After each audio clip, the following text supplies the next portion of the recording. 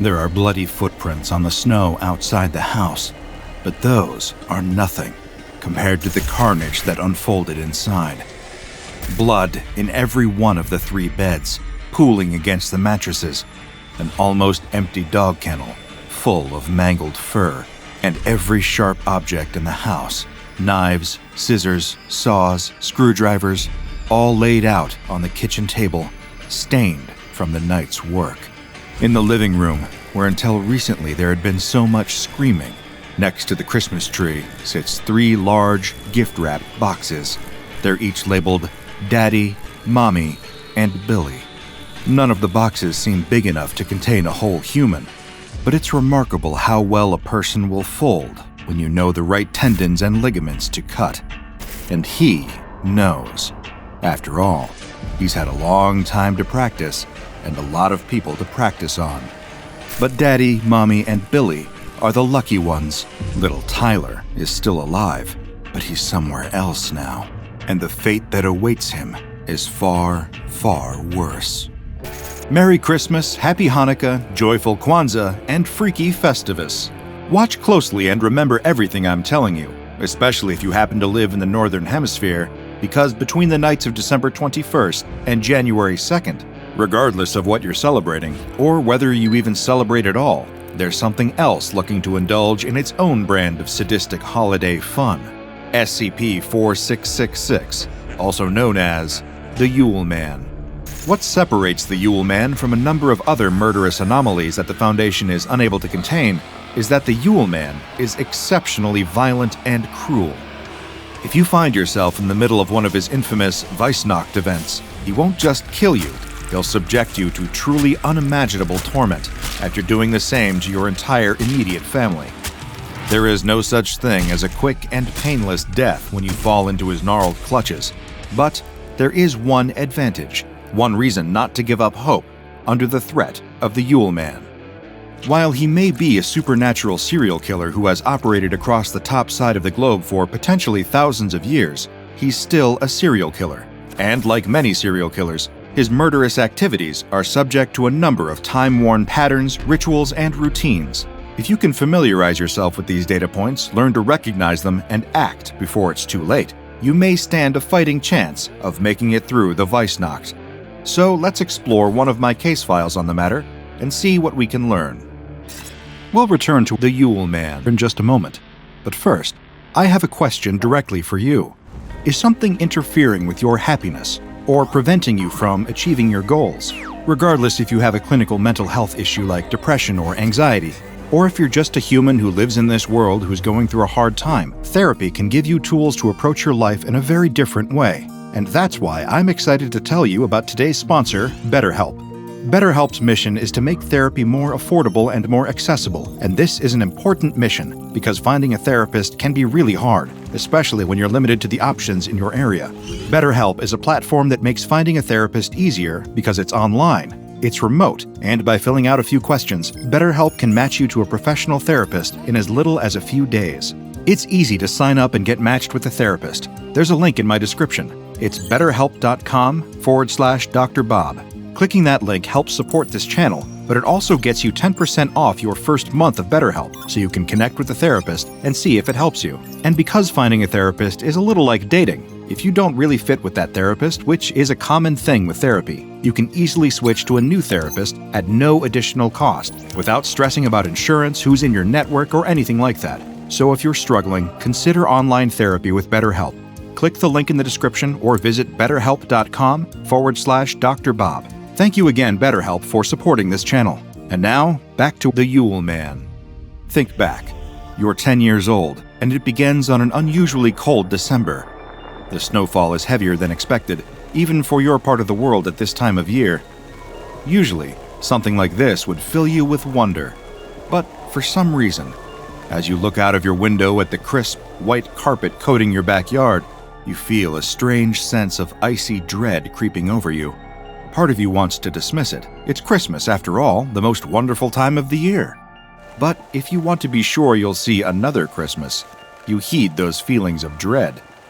You see, when you experience that kind of shapeless unease, it's sometimes because your instinctual mind, The primitive part of your limbic system designed to detect predators has noticed something that your modern conscious mind has not, something that means to do you terrible harm. Little signs like this are what you'll need to be on the lookout for over the first 7 days of these nightmarish 12 days of Christmas, because many who don't wind up meeting an awful fate. Soon enough, it won't just be a feeling. You'll start to see him. At first, it'll be from a distance, and you might even brush it off as your overactive imagination. Maybe you wake up on the second day, wipe the sleep from your eyes, and wander over to the window to see if it's still snowing. It is, of course, but it isn't the snow that's catching your eye. It's something in the distance, little more than a speck against the distant tree line, but somehow you still notice it. Is that a person? How could it be? They'd have to be 7 or 8 feet tall to still be visible from this distance. Somehow you just know it's watching you, that you've been selected for something ancient and terrible. But you make the unwise choice not to tell anyone. You're worried about what your parents will say. What if they think you're lying? Then you won't get any presents from Santa Claus this year. This very instinct is why the Yule Man appears to children first. He likes to toy with his victims, drawing out their fear and confusion. If your parents are understanding enough, you might be able to save all of your lives at this stage. Around this time of year, SCP Foundation web crawlers and internet information specialists will be scouring social media for any signs of an impending Weissnacht event. As little as it seems, even a Facebook or Twitter post from your mom or dad about the strange, unusually tall peeper watching you from the forest might be enough to trigger the Foundation into sending some field agents to your home. Once there, they'll probably make up some excuse about a dangerous chemical leak in your area, or a belief that you're being targeted by some known fugitive or dangerous gang. You'll be escorted away to a secure safe house where you'll be guarded by a mobile task force for the remainder of the 12 days. But really, what are the odds that your parents will believe you at this stage? Unlike the Yule Man himself, you're not out of the woods yet. Over the next few days, you'll notice that you see him again, and each time he gets a little closer. Of course, you'll make excuses. He's still too distant to really make out as he stands in the field between the woods and your home. Maybe he's a stranger just going for a walk or stargazing. He's just standing awfully still is all. Sometimes you'll see him for a split second, and as soon as you look back, he's gone. Perhaps testing the waters, you'll start trying to bring it up with your parents. You tell them you've been seeing a strange man on the grounds outside your home. They seem a little concerned at first, but they brush it off and put on a brave face. They tell you everything will be fine. It's probably nothing. Why would anything bad happen to a lovely little family like yours? Maybe you'll feel okay for a little while after that. Your parents always know exactly how to comfort you. They've got no idea that, in this case, that comfort is putting you all in greater danger. But as the days progress, the presence of your singularly unpleasant guest will become both harder to ignore and harder to do anything about. On the morning of the 6th day, you'll wake up screaming. Up until now, you will only have seen the mysterious figure from a distance, a long, dark shadow against the snow. But now, his terrible face is pressing up against your bedroom window. He's only there for a moment before your screams send him packing, but even that moment is enough to scar him into your mind for a lifetime. He looks weathered and impossibly old, eyes beady and coal black, a smile like a burlap sack full of broken glass, face framed by a scraggly gray beard. Somehow you get the sense that you're staring into the face of pure and absolute evil. Your parents run in, worried that maybe you've had an accident of some kind, but when you tell them it's the strange man again, this time with his face up against the window, their expression takes on a different kind of concern. Two things may happen at this point. If you're lucky and your parents take your concern seriously, your lives may be saved. If they go to the police and report an incident of stalking, there's a possibility that a Foundation field agent embedded in some level of the chain of command will flag this as a precursor to a Weissnacht event. In comes the Foundation to the rescue once again. But if your parents don't believe you, or perhaps even scold you for telling lies, then you're just kicking that can a little further down the road. Though, of course, after the 8th night, when the Weissnacht event enters its second phase, you won't be the only one noticing strange things around the house anymore. On day 8, your mother starts noticing something while your father is out at work. She swears she can hear footsteps in the attic, just pacing back and forth, like it's waiting for something it's extremely excited for. Your mother goes up to check, but there's nothing in the attic. Maybe it's rats or birds in the wall. Not ideal, but manageable. However, when she hears it again the next day, she's certain that it can't be anything but human footsteps up there. She's starting to share your fears, but for some insane reason, she doesn't see what you've been seeing and what she's been hearing are connected. If she did, she might have been able to save you all. Instead, she tells your dad about the strange footsteps. He feels a little worried, but he doesn't want to go to the police about it. He decides he'd rather buy your family an early Christmas present, a Smith & Wesson revolver. If anyone is messing with his family, he's going to prove that he can deal with it himself, like a real man. As though any one man could ever save you all from what's coming. As the days go on, the eerie little sights continue to progress. There are bumps in the night, like someone is in the house downstairs. Your father palms his new revolver and sneaks downstairs, ready to head off the intruder at the pass. But again, there's nobody down there. It's almost like you're being haunted. This feels even more true when the smells start. It's a pungent, rotting odor that lingers around different parts of the house, like something died in the walls. Your parents think about hiring some kind of professional, but the smell often seems to disappear as soon as it arrives. All strange little things, and if you or your parents had been able to put all the pieces together, you'd know something was very wrong. But holiday stress gets to a lot of people. It's easy for certain things to slip through the net. Normally, this might result in a few missed meetings or forgotten errands. Here, it could result in all of your horrible deaths. On the 12th night, when an ill wind blows and the snow is heavy and thick, he will descend upon your home in the cover of darkness with horror and madness on his mind. You and your family ignored all the signs, and this is your reward. This is the Weissnacht. There are 2 ways this can go for you, the lucky way or the unlucky way.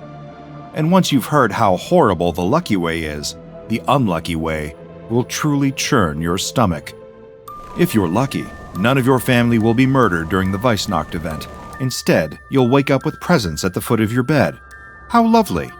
Except these presents were given to you by the Yule Man, not Santa Claus. And as such, they aren't made by a workshop of happy little elves. They're made by and of the Yule Man's former victims. Yes, you'll be scarred for life, but at least you'll have a life to live, even if you'll need to spend a fortune on therapy. But let's assume that you won't be that lucky. The Yule Man has taken thousands of lives over the years, and he's gotten extremely good at infiltrating homes without being detected. He'll pass through your halls like a shadow, not being heard or seen unless he wants you to. If he decides that he wants this to be a more leisurely evening of slaughter, then I'm afraid there's nothing you're going to be able to do about what comes next. Using either his own collection of rusty old tools or common household objects he's just collected on site, he'll silently incapacitate each member of your family in their beds, rendering you totally defenseless. He'll then drag each member of your family into a single room, usually the living room, and begin his twisted work. Some of the recorded case studies will give you an idea of what to look forward to in this scenario. In the 1400s, the Yule Man attacked a family in Croatia. When the town's authorities, including an archbishop, viewed the scene, they commented that the family was made to suffer greatly before they died, and that paganistic symbols were written on the walls in blood. Centuries later, he was recorded attacking a family in pre-colonial Canada. Only one young girl was able to escape and run to a nearby village, where she told the authorities that a naked man had broken into her house and killed her family. The rest of her family were found at the family home, hung upside down, completely devoid of blood, and showing clear evidence of torture. And in the 60s, a family in the Soviet Union was found in the aftermath of a Weissnacht event. They had been restrained, burnt, beaten, and even bitten hundreds of times. Analysis of the bite marks showed that the Yule Man's teeth didn't match any known animal or human. These are all the things you can look forward to if the Yule Man decides he wants to incapacitate you and take his time.